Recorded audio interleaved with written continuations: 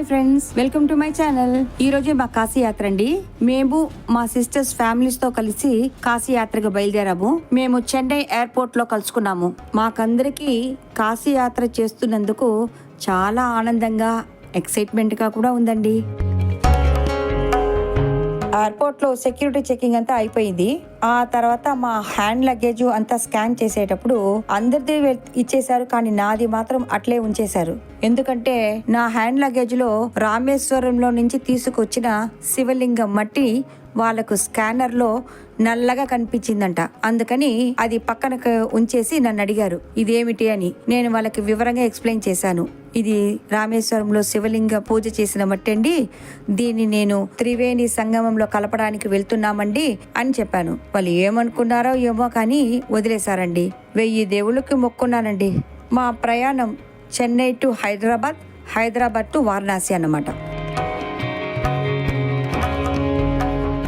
మా ఫ్లైట్ చెన్నై నుండి 6 గంటలకు బయలుదేరింది.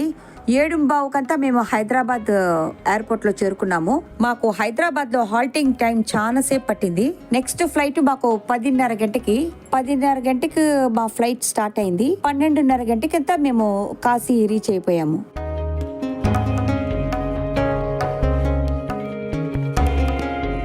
మేము ఆల్రెడీ బుక్ చేసి పెట్టుకున్న హోటల్కి వెళ్ళి రిలాక్స్ అయ్యాము. అక్కడ లగేజీలంతా పెట్టేసి లంచ్ భోంచేసుకొని చేసుకొని మేము గంగా స్నానం చేయడానికి ఘాట్ల దగ్గరికి వెళ్ళిపోయాము.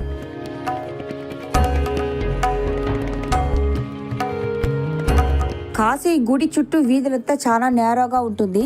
మనము లోపల ప్రయాణం చేయడానికి బ్యాటరీ ఆటోస్ గానీ రిక్షాస్ గానీ అవైలబిలిటీగా ఉంటుంది.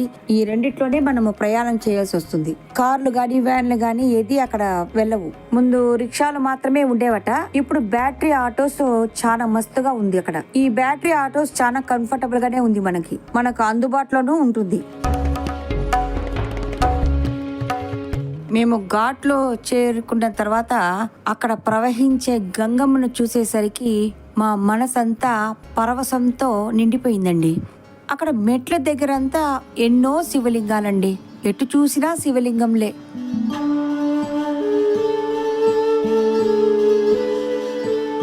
ఘాట్ల దగ్గర డిఫరెంట్ సైజ్ లో బోట్లంతా కనిపించింది. మేము ఆల్రెడీ 11 మంది ఉండటంతో మేము సెపరేట్ గా ఒక బోటు మాట్లాడుకున్నాము. మేము ఘాట్ల దగ్గర స్నానం చేసుకోవడానికి, ఆ తర్వాత మమ్మల్ని ఘాట్లన్నీ చూపిస్తూ గంగా హారతి వరకు చూపించడానికి మేము మాట్లాడుకున్నామండి. మనిషికి 1000-200 చొప్పున అయింది. అది డిపెండ్స్ అపాన్ సీజన్ కూడా అంటున్నారు. ఒక్కొక్క సీజన్ లో ఒక్కొక్క రేట్లు ఉంటుంది అంటున్నారు. కానీ మన రేట్లు జాగ్రత్తగానే మాట్లాడాలి వీళ్ళ దగ్గర. అనుకున్న విధంగానే మేము బోట్లో ఎక్కేసాము. మేము అవతల ఒడ్డుకు వెళ్ళి స్నానం చేసి అక్కడే గంగమ్మకు పసుపు, కుంకుమ, చీర, జాకెట్ అన్ని సమర్పించుకున్నామండి. ఒక్క విషయం అండి, శివుడి జటాజూటంలో నుంచి ప్రవహించిన గంగలో మనము స్నానం చేయడానికి ఎన్ని జన్మల పుణ్యఫలమో ఉండాలి కదా. గంగమ్మ ప్రవహించే ఈ దేశంలో మనం పుట్టడమే మన అదృష్టం కదండి. ప్రపంచంలో ఏ నదిలోనైనా నీరు తీసుకొని ఒక బాటిల్లో ఉంచితే ఆ నీరు పురుగులు పట్టి కలుషితం అవుతుంది. కానీ గంగా నదిలో నీరు మాత్రం స్వచ్ఛంగా ఎన్ని సంవత్సరమైనానో అలాగే ఉంటుంది. ఇది శాస్త్రవేత్తలు తేల్చి పారేసిన విషయం అన్నమాట. అది గంగమ్మ గొప్పతనం అంటే. ఇక్కడ బట్టలు మార్చుకోవడానికి మరుగు కూడా ఉందండి. మేము బట్టలు మార్చుకొని మళ్ళీ పడవలో బయలుదేరామండి. ఒక్కొక్క ఘాట్ల దగ్గర చూస్తూ వెళ్తున్నాము. దశాశ్వమేధ ఘాట్, హరిశ్చంద్ర ఘాట్. హరిశ్చంద్ర ఘాట్ గురించి మనకు తెలిసిందే. హరిశ్చంద్రుడి జ్ఞాపకంగా ఆ ఘాట్ ఏర్పడింది అనుకుంటా. మరి అహల్య ఘాట్ గురించో, అసలు అహల్య హోల్కర్ లేనిదే కాశీ విశ్వేశ్వరుడే లేదండి. ఈ అహల్యాబాయ్ ఒక గొప్ప శివభక్తురాలు. ఒకప్పుడు ముస్లింలు కాశీపై దండయాత్ర చేసి అక్కడున్న శివలింగంని గంగలో పడేశారట. ఆ సమయంలో అహల్య హోల్కర్ కాశీ విశ్వేశ్వరుని దర్శించుకోవడానికి కాశీ చేరుకుంది. కాశీ చేరుకున్న ఆమెకు విశ్వేశ్వరుడు కనిపించలేదు. ఆమె దుఃఖిస్తూ అలాగే నిరాహార దీక్ష తీసుకొని అక్కడే ఉండిపోయింది. ఎవరు చెప్పినా ఆమె వినలేదు. మొదటి రోజు గడిచింది, 2వ రోజు గడిచింది. ఇలాగే ఆమె 41 రోజులు నిరాహార దీక్ష కొనసాగించింది. ఆమె శరీరం స్కుషించిపోయింది. ఇంకా లాభం లేదనుకొని ఆమె గంగలో దూకేసింది.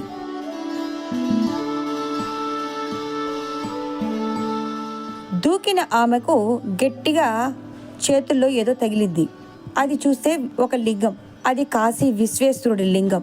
ఆమె సంతోషానికి అవధులు లేకుండా పోయింది. ఇక ఆ లింగంతో ఆమె బయటికి వచ్చి గుడిలో ప్రతిష్ఠించింది. అక్కడున్న వారి సంతోషానికి అవధులు లేకుండా పోయింది.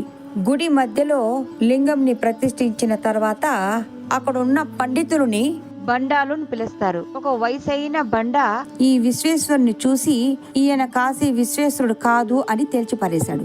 అప్పుడు మిగతా వాళ్ళంతా సరి, ఇప్పటికీ చేసేదేమీ లేదు, శివరాత్రి సమీపిస్తున్నది, ఇప్పుడు పూజలు చేస్తూ ఉంటాము, శివరాత్రి వేడుకలంతా అయిన తర్వాత ఏమి చేయాలో తర్వాత ఆలోచిద్దాము అని అన్నారు. శివరాత్రి రానే వచ్చింది.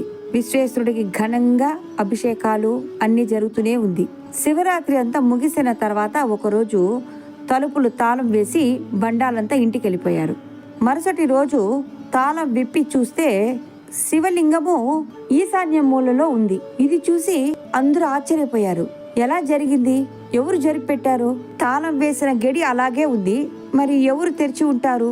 తాళం చెవి బండాల దగ్గరే ఉంటుంది, అప్పుడు ఇది ఎలా సాధ్యమైంది అని వాళ్ళలో వాళ్ళే చర్చించుకుంటూ ఉండగా ఆ వయసైన బండ ఇది ఏ కాశీ విశ్వేశ్వరుడు అని తేల్చిపారేశాడు. ఎలా అని మిగతా వారు అడగగా కాశీ పురాణంలో విశ్వేశ్వరుడు కొన్ని రోజులు దారిపోతాడని, తిరిగి ఆయన వచ్చి ఆయన స్థానంలో ఆయనే కూర్చుంటాడని ఉంది అని చెప్పాడు. అందరి సంతోషానికి అవధులే లేదు. అహల్యాబాయి చాలా సంతోషంతో ఆమె ఊరికి తిరుక్కుంది. ఇది అహల్యాబాయి యొక్క కథ. అటువంటి అహల్యాబాయిని మనం ఎలా మర్చిపోతామండి?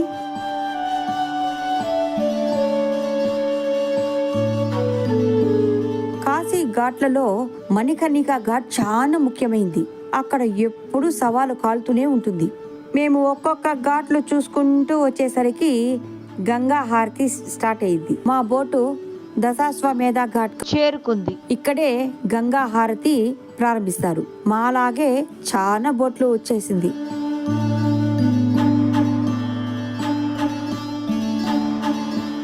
ఇక గంగా హారతి మొదలైంది. గంగా హారతి చేసే పండితులు చాలా అద్భుతంగా చేశారండి. పంచభూతాలకి, అష్టదిక్పాలకులకి అందరికీ హారతిలు ఇచ్చారు. ఆ తర్వాత గంగమ్మకు హారతి ఇచ్చారు. ఈ సంఘటన చూడటానికి మనకి 2 కనులు చాలటం లేదండి.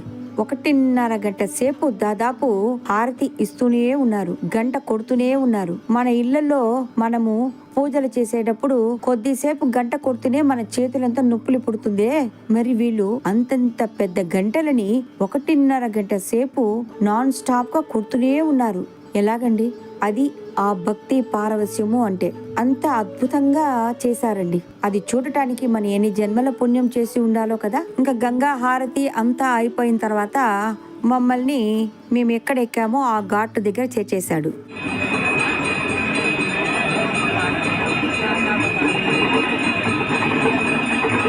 మేము ఇక మా రూమ్కి వచ్చేసాము. మేము రూమ్కి వచ్చేసరికి 7:30 అయింది. ఇంకా మేము మంగళ హారతి టికెట్ తీసుకున్నాము ఆన్లైన్లోనే. అందుకని ఇంకా మేము డిన్నర్ చేసుకుని మంగళ హారతికి బయలుదేరేసాము. మంగళ హారతి టికెట్ ఆన్లైన్లో బుక్ చేసుకున్నాం కదా. ఆ హారతి టికెట్ ఒక ప్రింట్అవుట్, మన ఐడి ప్రూఫ్, ఏదైనా ఒక ID proof, Aadhaar card xerox ఒకటి తీసుకొని మనం వెళ్లాల్సి వస్తుంది. ఎందుకంటే ఆధార్ కార్డు లేదే లోపల అలో చేయరండి. మంగళ హారతికి లైన్లో నించున్నాము. అక్కడే దుండి గణపతిని కూడా దర్శనం చేసుకున్నాము. ఆయన పాదాల ముందు ఎర్రటి పుష్పాలు ఉంచి నమస్కరిస్తూ మేము లైన్లలో వెళ్ళిపోయాము. ఇక లైన్లో వెళ్ళి కాశీ విశ్వేశ్వరుడి మంగళహారతి చూసామండి.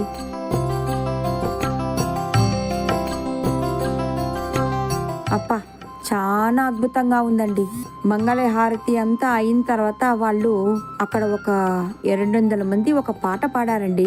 అది పాట కాదండి, మనము కాశీ విశ్వేశ్వరుడి గుడిలో ఉన్నామా లేకపోతే కైలాసంలో ఉన్నామా అని మనకు అర్థం కాదు. అటువంటి వైబ్రేషన్తో ఆ గుడి మొత్తం ఆ పాట ధ్వనితోనే నిండిపోయిందండి.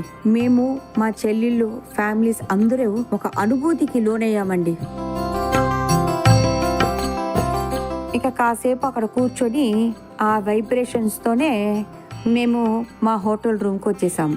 మరుసటి రోజుకి 4 గంటకి మాకు స్పర్శ దర్శనానికి కూడా ఆన్లైన్ టికెట్ ఉందండి. అది ఆల్రెడీ మేము బుక్ చేసుకున్నాము. ఏదైనా టికెట్ తీసుకుంటే ఆన్లైన్లో మనము ఆ టికెట్ ఒక xerox copy, Aadhaar card copy ఈ 2 ఉండవలసిందే. లేకపోతే లోపలికి అలోనే చేయరు వాళ్ళు. మేము స్పర్శ దర్శనానికి మళ్ళీ లైన్లో నిలబడ్డాము. అక్కడ చిన్న చిన్న బిందెల్లో పాలు, విల్వ ఆకులు, శివుడికి ప్రీతికరమైన పుష్పాలతో ఒక బిందెలో అమ్ముతారండి. చిన్నటి చెంబులో అది 20 రూపాయలు ఉంటుంది. దానితో మనము విశ్వేశ్వరుని మన చేతులతో తాకి అభిషేకించుకోవచ్చు. మేము అలాగే తీసుకొని లోపలికి వెళ్ళాము. విశ్వేశ్వరుడిని మా చేతులతో తాకి అభిషేకించుకున్నాము. చాలా అద్భుతంగా ఉండిందండి. ఆ తర్వాత బయటకు వచ్చిన తర్వాత అన్నపూర్ణమ్మని సేవించుకున్నాము. తర్వాత రూమ్కి వచ్చేసామండి. మా కాశీ యాత్రలో మొదటి రోజు ప్రయాణం మీకు నచ్చింది అనుకుంటాను. మీకే గనక ఈ వీడియో నచ్చినట్లయితే నా ఛానల్ని లైక్ చేసుకొని సబ్స్క్రైబ్ చేసుకోండి.